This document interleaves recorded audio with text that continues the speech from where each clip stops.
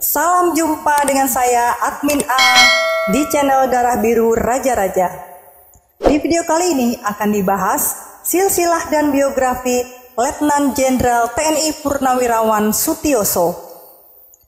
Letnan Jenderal TNI Purnawirawan Sutioso atau yang populer dengan nama Bang Yos merupakan seorang politikus sekaligus tokoh militer.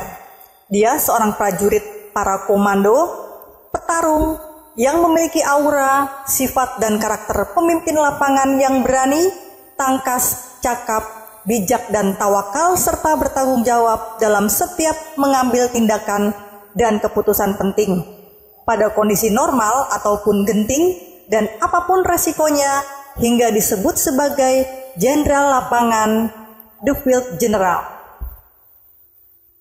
Sutioso lahir di Semarang pada tanggal 6 Desember tahun 1944. Sutioso adalah anak ke-6 dari 8 bersaudara. Ia adalah putra pasangan Citro Diharjo dan Sumini. Silsilah dari garis ayah. Sutioso adalah putra dari Citro Diharjo. Citro Diharjo bekerja sebagai guru dan menjabat sebagai kepala sekolah dasar dan Sutioso belajar di sekolah tersebut. Citro Diharjo menikah dengan Sumini. Sejak kecil Sutioso mendapat didikan keras dari ayahnya. Hal tersebut kadang membuat Sutioso kecil salah memahami dan kesal. Tapi untungnya sang ibu terus memberikan bimbingan dan kasih sayang sehingga membuat Sutioso mampu memahami pesan yang disampaikan ayahnya agar hidup penuh disiplin dan kerja keras. Sutioso bersekolah di SD tempat ayahnya bekerja dan lulus tahun 1955. Kemudian melanjutkan ke SMP dan lulus tahun 1959. Selanjutnya, Sutioso melanjutkan pendidikannya ke SMA.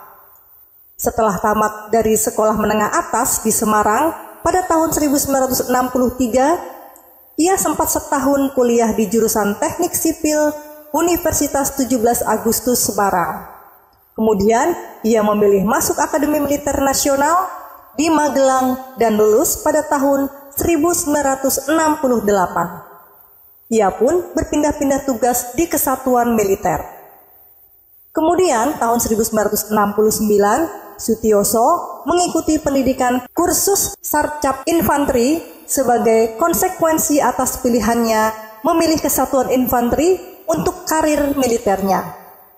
Selepas itu, tidak mau tanggung-tanggung dan ingin berbakti secara total, dia pun memilih menjadi perwira di Satuan Komando Pasukan Khusus atau Kopassus yang kala itu bernama Pusat Pasukan Khusus atau Puspasus TNI AD, yang kemudian tahun 1971 menjadi Komando Pasukan Sandi Yuda atau Kopasanda. Untuk bisa menjadi perwira di Kopassus harus dilalui dengan seleksi yang ketat dan dilanjutkan tahapan pendidikan dan pelatihan komando, mulai dari tahap basis berupa pendidikan dasar komando, tahap gunung dan hutan, serta tahap rawa laut. Setelah lolos melalui semua tahapan pendidikan komando itu, Sutioso pun dilantik menjadi prajurit perwira muda para komando dengan mengenakan baret merah. Setelah itu, proses pengasahan dirinya juga terus berlanjut dengan mengikuti pelatihan dan pendidikan intelijen tempur di Pusdik Intel Bogor tahun 1973. Pendidikan intelijen strategis juga di Pusdik Intel Bogor tahun 1976 dan Suslapa Infanteri tahun 1978. Sutioso juga tekun mengikuti kursus P4 tahun 1983 dan kursus Kewaspadaan Nasional tahun 1983. Kemudian mengikuti pendidikan Sesquad tahun 1983 sampai 1984, serta memperdalam penguasaan bahasa dengan mengikuti kursus bahasa Inggris tahun 1986. Saat sudah berpangkat Letnan Kolonel, Sutioso mengikuti pelatihan on-job training di Brigade 5 Airborne, Aldershot, Inggris tahun 1987. Bahkan masih kuat nyali mengikuti pelatihan terjun bebas free fall saat sudah berpangkat kolonel tahun 1988. Kemudian pada tahun 1990 mengikuti pelatihan Joint Service Staff College di Australia setingkat Seskogab, Sekolah Staf Komando Gabungan. Bahkan pada saat berkunjung ke Amerika Serikat masih amat bergairah mengikuti terjun payung malam bersama tentara Amerika Divisi 82 Airborne di Fort Bragg, Amerika Serikat tahun 1991. Lalu mengikuti kursus reguler Lemhanas tahun 1993. Dengan pengasahan diri tersebut, Sutioso terbilang sebagai prajurit Kopassus yang amat tangguh dan teruji, baik dalam tugas operasi maupun tugas teritorial. Bahkan, Sutioso menjadi salah seorang perwira Kopassus yang paling teruji dalam tugas operasi dan intelijen tempur pada zamannya. Pertama sekali, setelah diterima menjadi perwira pasukan para komando, Letda Infantri Sutioso ditugaskan BKO Yonif 323 Banjar Patronan untuk melaksanakan tugas operasi pemberantasan PGRS Paraku tahun 1969 di Kalimantan Barat. Dia bertugas sebagai Komandan Peleton Combat Intelligence atau intelijen tempur.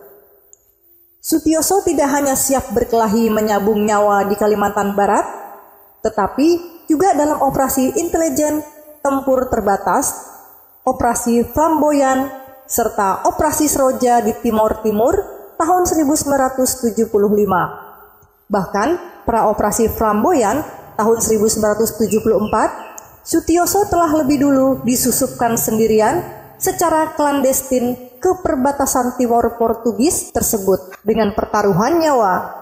Kisah penyusupannya secara klandestin ke Batu Gede dan pertarungannya yang amat dramatis ketika menyerang markas tentara dan polisi di Suai Timor Portugis, terutama saat dia berjuang mengevakuasi 4 anggota pasukannya yang tertembak.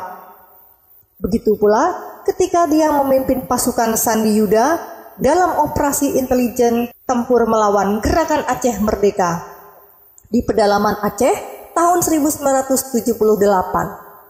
Selama 10 bulan, Sutioso memimpin operasi di Aceh, nyaris tidak sebutir peluru pun diletuskannya, kecuali 1 peluru yang diarahkan tepat ke kaki juru masak Hasan Tiro yang mencoba melarikan diri. Bayangkan, dalam medan tempur sesulit itu, dengan ancaman nyawa bisa melayang seketika, dia sama sekali tak pernah gegabah meletuskan sebutir peluru dari moncong senjatanya. Dia pun tidak pernah memerintahkan anggota pasukannya melepas tembakan untuk membunuh pasukan separatis Gerakan Pengacau Keamanan GPK GAM. Kalaupun pasukannya terpaksa menembak, dia pastikan bukan tembakan yang diperintahkan untuk mematikan, melainkan hanya mengancam dan melumpuhkan. Namun ketika itu, Mayor Sutioso dan pasukannya berhasil menangkap hidup-hidup, sebagian menyerahkan diri semua tokoh GAM kecuali Hasan Tiro, dan tidak ada 1 orang pun yang dia bunuh atau dia perintahkan bunuh. Totalitas diri dengan memberikan segala sesuatu secara maksimal dan tak mengenal istilah setengah-setengah adalah ciri pengabdian Sutioso selama berkarir sebagai perwira infanteri dan intelijen tempur komando pasukan khusus TNI Angkatan Darat. Maka tak heran jika jenjang karir dan pangkatnya terus menanjak. Mulai dari Komandan Peleton Para Komando tahun 1969 dengan pangkat Letnan II tahun 1968 sampai 1969. Lalu naik jabatan menjadi Komandan Kompi Grup 2 Kopasanda Magelang dengan pangkat Letnan I tahun 1971 sampai 1972. Kemudian jabatannya naik menjadi Kepala Seksi 1 Intel Grup 2 Kopasanda dengan pangkat Kapten tahun 1973 sampai 1977. Saat itu, di tahun 1976, Grup 2 Kopasanda dipindah ke Solo. Saat menjabat Kasih 1 Grup 2 Kopasanda, Sutioso dipercaya mendampingi Kolonel Dading Kalbuadi mengamati perkembangan di perbatasan Timur Timur atau Timor Portugis. Setelah itu, menanjak menjadi Komandan Karsayuda Kopasanda berpangkat Mayor selama 3 tahun dari tahun 1978 sampai 1981. Saat kerusuhan di Solo, ISSK Grup 2 Kopasanda di BKO dengan Korem 074 Waras Pratama Solo. Ketika itu, Sutioso, walau keterlibatannya sudah agak terlambat, berhasil meredam kerusuhan rasial di Solo. Kemudian, dia dimontasi menjadi Karo Staf Logistik Mako Kopassus tahun 1981. Lalu diangkat menjabat Wakil Komandan Grup 1 Kopassus Serang tahun 1983 sampai 1986 dengan pangkat Letnan Kolonel. Namun berhubung dan Grup 1 Serang Kolonel Yusman Yutam sedang melaksanakan tugas di tim-tim, maka praktis Sutioso yang mengambil alih komando Grup 1. Kemudian dalam rangka proses regrouping Kopasanda sekaligus berubah nama menjadi Komando Pasukan Khusus atau Kopassus, Sutioso ditugaskan menjadi Wakil Komandan Grup 3 Kopassus Ujung Pandang tahun 1986, yang kemudian dilikuidasi dan dialih status menjadi Brigade Infanteri Linut 3 Kostrat.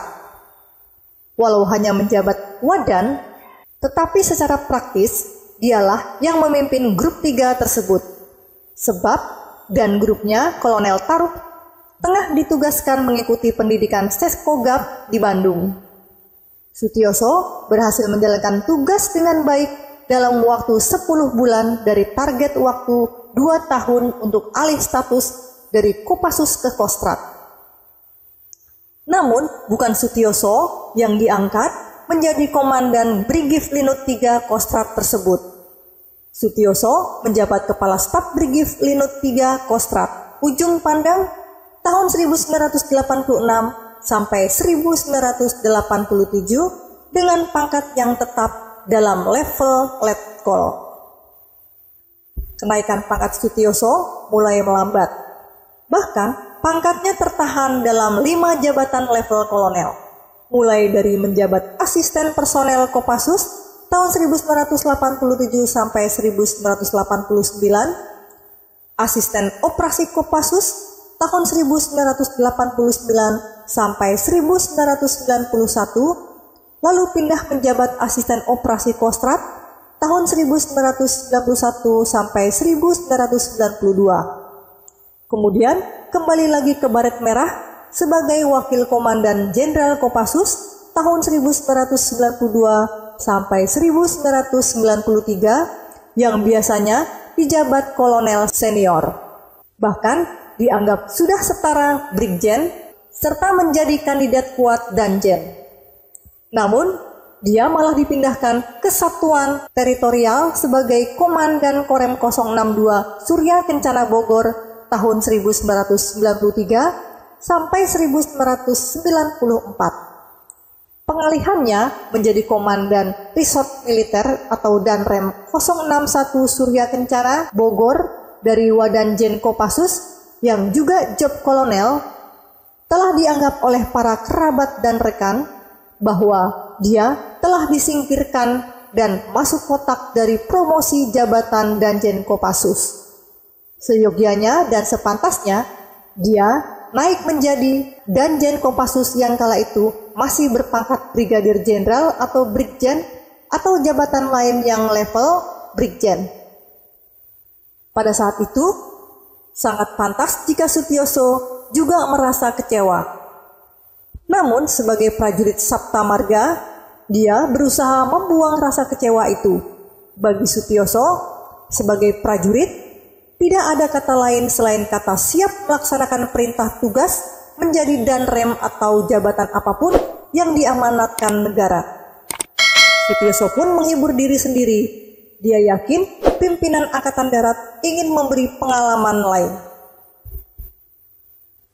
Untuk kesekian kalinya, Sutioso membuktikan dirinya sebagai biji platinum yang amat kuat dan berharga di antara ribuan biji-biji besi di endapan pasir dasar sungai.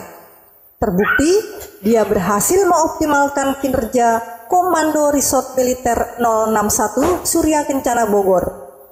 Hanya dalam tempo 40 hari, Kolonel Infanteri Sutioso berhasil menyelesaikan kasus Rancamaya yang sudah berlarut-larut belum terselesaikan sebelumnya. Dia juga dipercaya sebagai perwira yang bertanggung jawab atas keamanan pelaksanaan KTT APEC di Bogor tahun 1994. Sutioso pun berhasil mengamankan KTT APEC tersebut, sehingga terpilih sebagai Komandan Korem terbaik tahun 1994.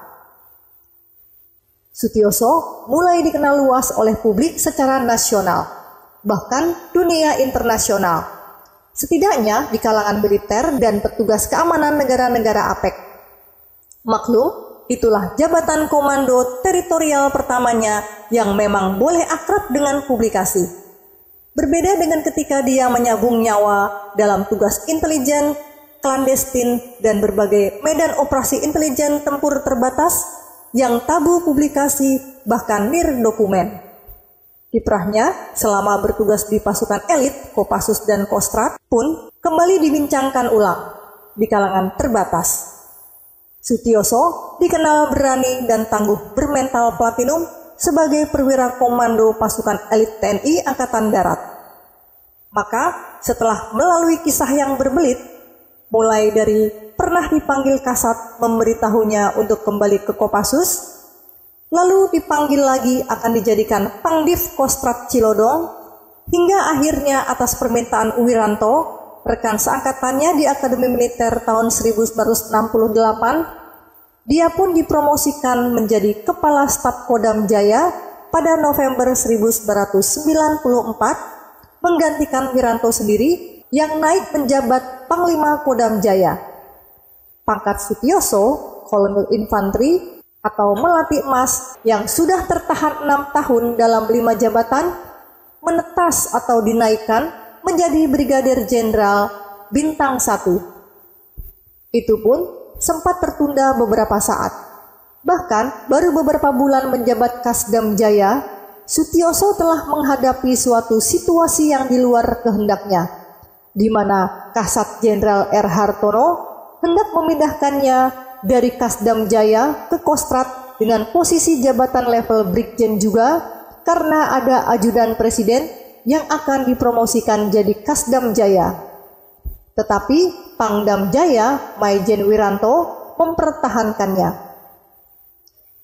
Sutioso pun kembali memasuki jalur utama yang berpeluang menjadi Pangdam, Pangkostrat atau Wakasat, Kasat, hingga tak mustahil berpeluang menjadi Panglima TNI.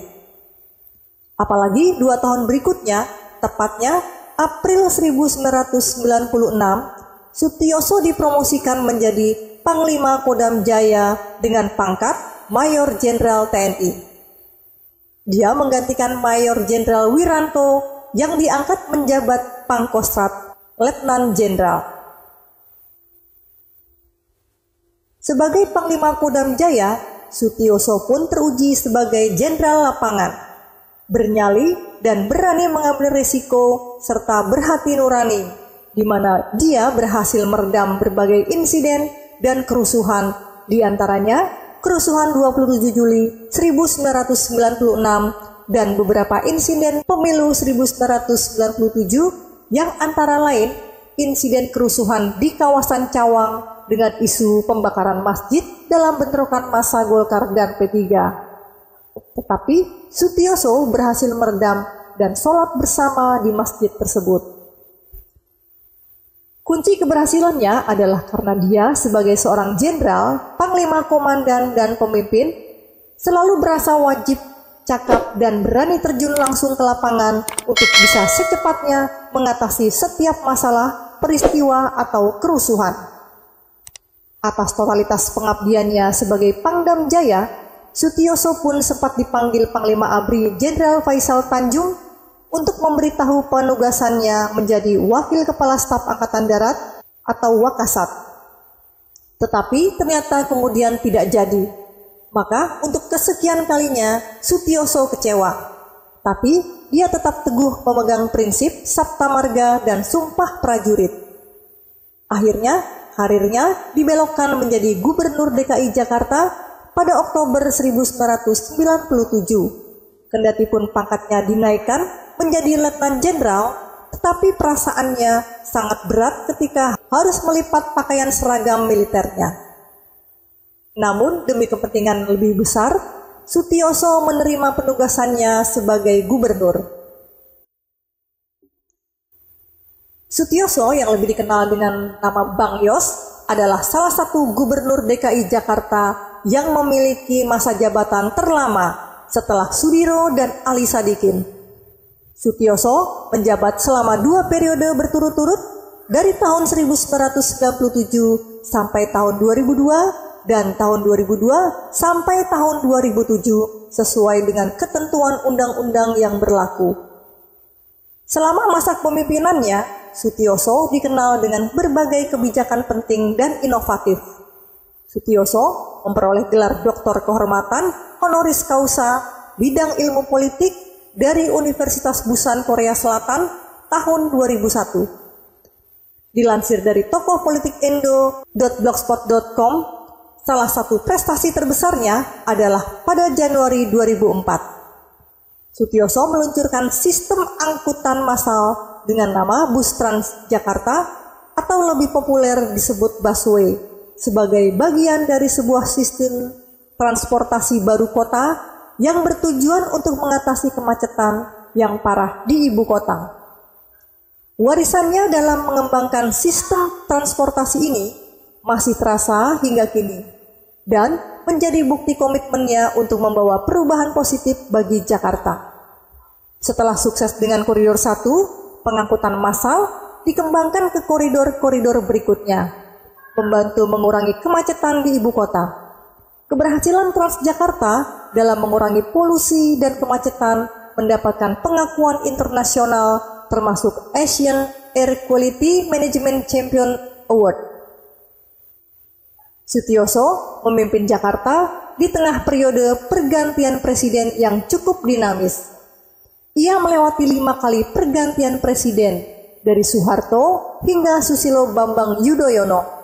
Meskipun menghadapi berbagai tantangan termasuk kemacetan lalu lintas yang tetap menjadi masalah besar selama masa jabatannya, ia tetap dapat melakukan terobosan signifikan dalam sistem transportasi dan kebijakan publik.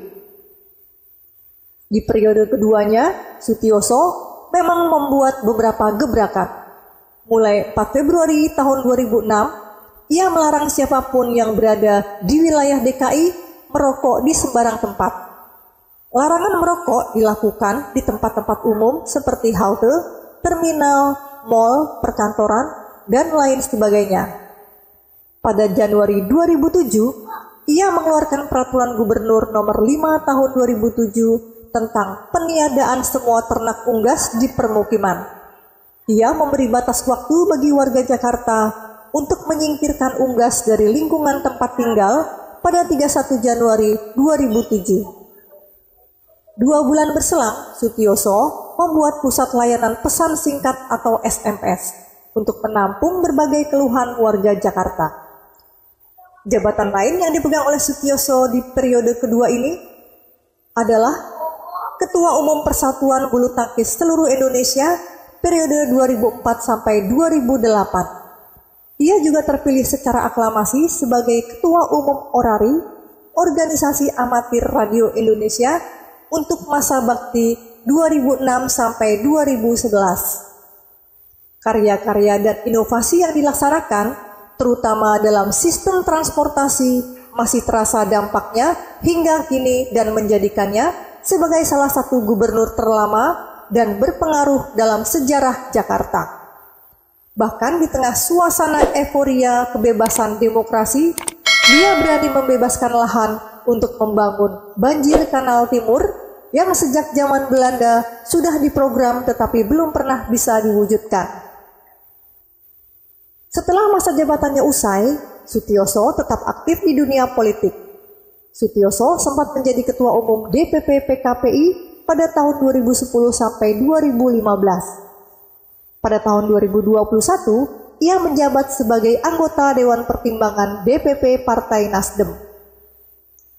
Pada usia 70 tahun, Sutioso lulus uji kepatutan dan kelayakan di Komisi Pertahanan Dewan Perwakilan Rakyat. 10 fraksi di DPR secara aklamasi pendukungnya menjadi Kepala Badan Intelijen Negara pada 30 Juni 2015. Namun, kemudian Presiden Jokowi menggantinya dengan Budi Gunawan setelah Budi Gunawan gagal menjadi Kapolri. Pada 29 April tahun 2025, mantan Gubernur DKI Jakarta sekaligus Purnawirawan TNI Sutioso menilai 8 tuntutan politik yang disampaikan oleh Forum Purnawirawan TNI sebagai bentuk kepedulian terhadap kondisi bangsa. Menurutnya, keterlibatan purnawirawan dalam menyampaikan kritik merupakan bentuk pengabdian yang sah dalam negara demokratis. Para purnawirawan yang telah mengabdi kepada bangsa dan negara selama puluhan tahun, bahkan ada yang lebih dari 30 tahun atau lebih lama, dengan latar belakang dan pengalaman seperti itu, wajar jika mereka memiliki harapan besar terhadap masa depan negeri ini. Mereka ingin Indonesia menjadi lebih baik. Atas dukungan Sutioso tersebut, Rosario de Marsal atau Hercules dengan lantang menghina Letnan Jenderal Purnawirawan TNI Sutioso dengan sebutan sudah bau tanah. Mantan preman Tanah Abang itu membela Wakil Presiden Gibran Rakabuming Raka soal usulan pemakjulan yang dituntut oleh Forum Purnawirawan TNI. Sontak saja pernyataan Hercules soal bau tanah menjadi perbincangan hangat publik dan memicu reaksi keras dari kalangan purnawirawan. Salah satunya yang cukup keras adalah mantan Panglima TNI Gatot Nurmantio yang geram atas pernyataan dari Hercules. Gatot Nurmantio mengecam keras sikap Hercules yang dianggap tidak menghargai tokoh militer Indonesia, Sutioso. Tak hanya mengecam, Gatot juga mengungkit masa lalu Hercules yang dikenal sebagai mantan TBO, tenaga bantuan operasi, dan menyebut bahwa keberadaan Hercules di Jakarta tak lepas dari bantuan para purnawirawan TNI juga. Atas peristiwa itu, Hercules terlihat mencium tangan Sutioso sebagai simbol penghormatan dan menyampaikan permintaan maaf secara langsung. Ia juga menambahkan bahwa dirinya dan jajaran Gripjaya merasa sangat dekat secara emosional dengan Sutioso yang pernah menjadi atasan dan pembinanya semasa di Timur Timur dalam lingkungan Kopassus. Mendengar permintaan maaf tersebut, Sutioso menanggapi dengan tenang dan penuh kebijaksanaan. Pada tahun 1974, Sutioso menikah dengan Setiorini. Dari pernikahannya, Sutioso dikaruniai 2 orang putri, yaitu yang pertama Yesi Riana Dilianti. Menikah dengan Yogi Sandi Nugraha. Dari pernikahannya, Yesi memiliki 2 orang anak. Yang kedua, Reni Yosnita Ariyanti. Menikah dengan Danindro Anindito, seorang pengusaha muda pada tanggal 11 Januari tahun 2011. Dari pernikahannya, Reni memiliki 1 orang anak bernama Kiana, lahir tahun 2013. Demikianlah silsilah dan biografi Letnan Jenderal TNI Purnawirawan Sutioso, seorang prajurit komando pasukan elit, seorang perwira para komando yang memiliki naluri dan karakter jenderal lapangan yang bisa disampaikan. Semoga bisa menambah wawasan sejarah bagi yang menonton video ini. Sampai jumpa lagi di video berikutnya. Terima kasih.